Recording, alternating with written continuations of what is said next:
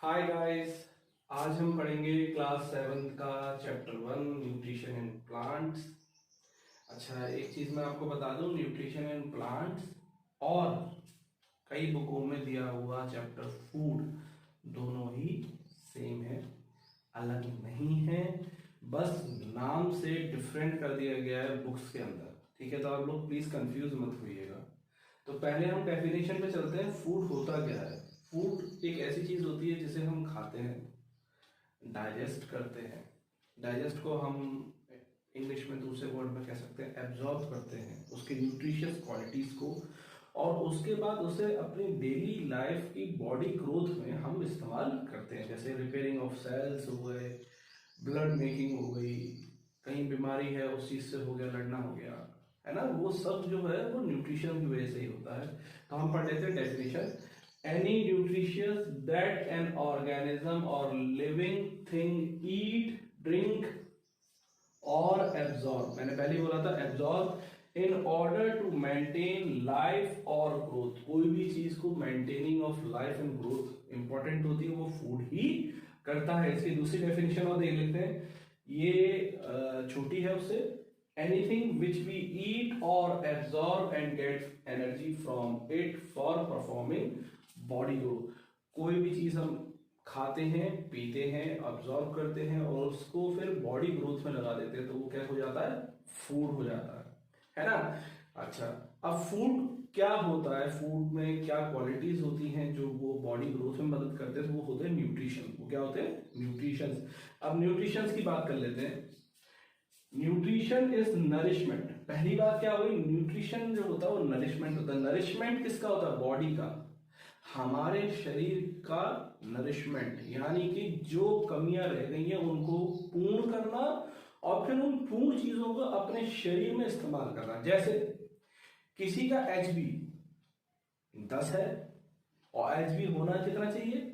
14।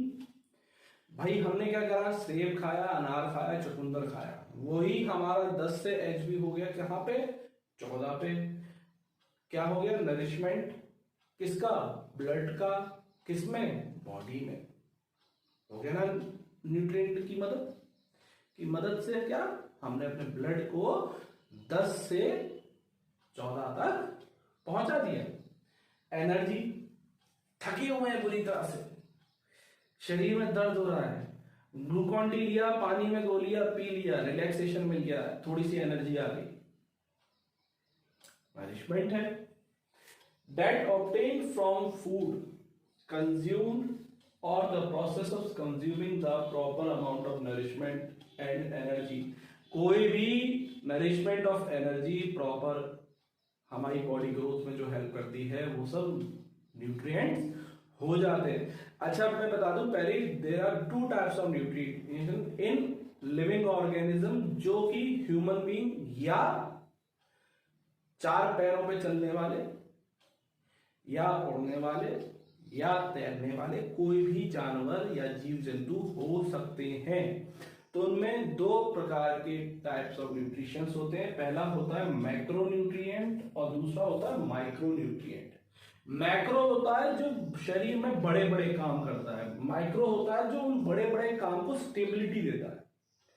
जैसे हम जब बिल्डिंग बनाते हैं तो ईंट लगाते हैं, ईंट के बाद फिर हम सीमेंट लगाते हैं, फिर ईंट लगाते हैं। तो सीमेंट क्या काम करती है? 2 ईंटों को स्ट्रक्चर में खड़े होने की मदद देती है ना, चिपकाती है 2 ईंटों को। वही हम सरिया भी देते हैं, सरियों से हम उन्हें सीधा सीधा करते हैं कि हम बीम बनाते हैं ना, वो भी मदद करती है। तो क्या होगा?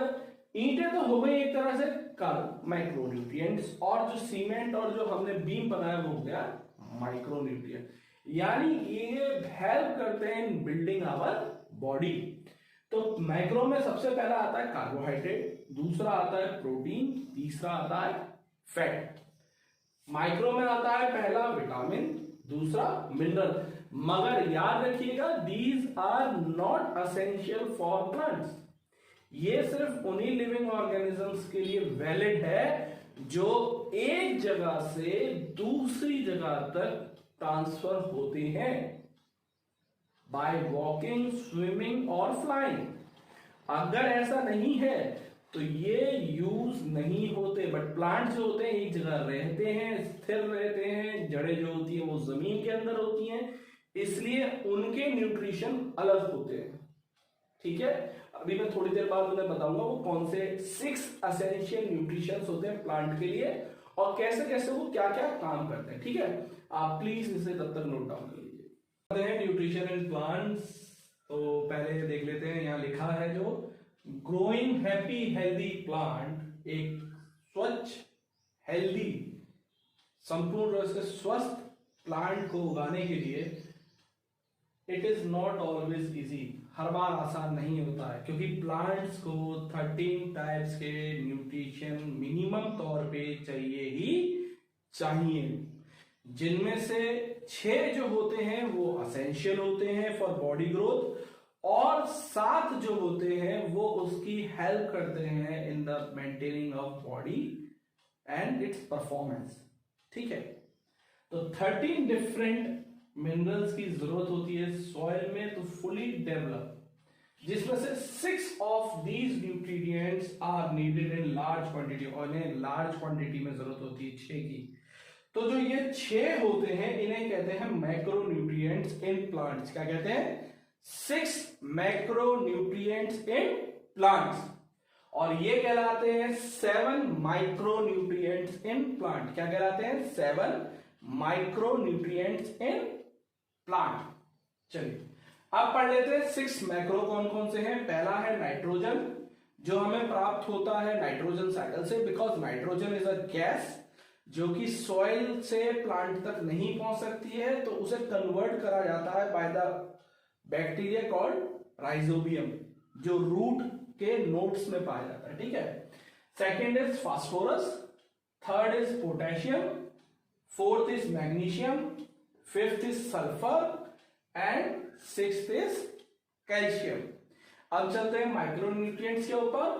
पहला आता है iron, second manganese, third zinc, fourth copper, fifth molybdenum, sixth boron and seventh chlorine. अब देखिए यहां पे मैंने कुछ और भी लिखा है जो न्यूट्रिएंट्स को कैसे प्लांट्स को देना चाहिए नहीं देना चाहिए इन सब के बारे में। तो first of all you should give nutrients in according to hydroponic. What? According to hydroponic. जो न्यूट्रिएंट्स के सॉल्यूशन होते हैं उन्हें क्या करता है, एक ढक्कन लिया आपने, 1 लीटर पानी में घोल दिया और स्प्रे कर दिया या डायरेक्टली सॉइल में डाल दिया, उससे क्या होता है, प्लांट को न्यूट्रिएंट्स जल्दी मिल जाते हैं।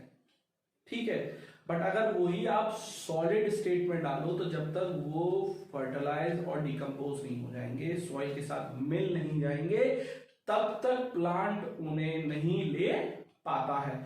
So for fast growth you need hydroponic nutrient solutions. ठीक है, ये कॉन्सेंट्रेशन होते हैं न्यूट्रिएंट्स के, जैसे फास्फोरस, पोटेशियम, मैग्नीशियम, सल्फर के, और होता क्या है, इन्हें ढक्कनों के हिसाब से एडिक्वेट रेशियो के हिसाब से हमें सॉइल में डालना होता है। ज्यादा खतरनाक भी हो जाता है, कम मात्रा हो वो ज्यादा अच्छा है। चाहे आप रिपीटेड तौर पे डालो वो सही है, बजाय कि आपने एक बार में एक हाई कॉन्सेंट्रेशन डाल दिया, उसके बाद सोचा हम 1 महीने इंतजार करेंगे, मगर उस 1 महीने में वो प्लांट पे साइड इफेक्ट आ जाएगा। इससे बेटर कम मात्रा डालें, चाहे 3-3, 4-4 दिन के बाद ही डालें। Second, according to the law of limiting factor, ये एक लॉ है limiting factor. If one nutrient is deficient, एक अगर न्यूट्रिएंट कम होता है, किस में से, इन 6 में से या इन 7 में से, the other nutrient cannot compensate for the deficiency, यानी कि एक न्यूट्रिएंट की कमी को दूसरा न्यूट्रिएंट पूरी नहीं कर सकता। फॉर एग्जाम्पल, अगर एक क्लास में 30 बच्चे बैठते हैं, एक बच्चा नहीं आता है, तो क्लास में 29 स्टूडेंट्स ही रहेंगे। एक बच्चे की एब्सेंसी कभी भी 29 को 30 नहीं बनाएगी, कभी भी 29 को 30 नहीं बनाएगी। तो एक न्यूट्रिएंट की कमी प्लांट में रहेगी, वो दूसरा न्यूट्रिएंट उसको पूरा नहीं कर सकता है। एंड द क्रॉप में सफर, और क्रॉप को घाटा होता है क्या, डेवलपमेंट का, रिपेयरिंग का, क्योंकि हर न्यूट्रिएंट जो होता है अलग अलग प्लांट के पार्ट को नरिश करता है, रिजल्टिंग डिक्रीज क्वालिटी, और वहीं प्लांट की क्वालिटी गिर जाती है। प्लांट जो होता है रैपिड ग्रोथ नहीं पा पाता है, प्लांट बहुत स्लो ग्रोथ करता है, प्लांट का तना मोटा नहीं हो पाता है, फ्रूट अच्छा नहीं आ पाता है। बहुत सी ऐसी प्रॉब्लम्स हैं जो प्लांट्स को फेस करनी पड़ती हैं due to the deficiency of nutritions. ठीक है, इसके बाद अब मैं पढ़ाऊंगा आपको 6 टाइप ऑफ मैक्रोन्यूट्रिएंट्स और कैसे काम आते हैं। ठीक है, तब तक आप इसे लिख लीजिए प्लीज।